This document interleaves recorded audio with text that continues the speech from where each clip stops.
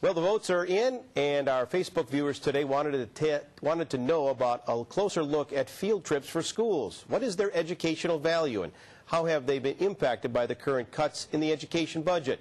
TV6's Nikki Davidson joins us in the studio right now with today's Facebook story of the day. Nikki?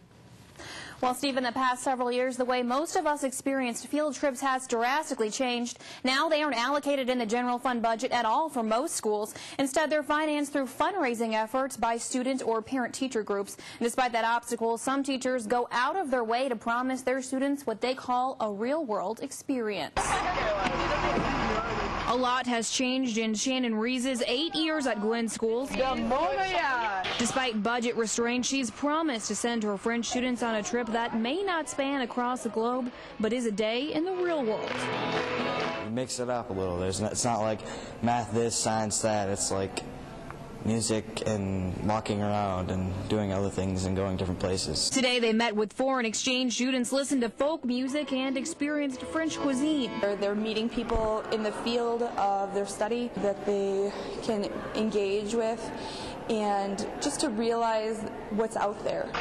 But it's not entirely cheap. There's a $200 bill just to bus this group of about 50 students to Northern Michigan University. That money comes from student and parent fundraising by the French Club. Just isn't that much money to go around for them.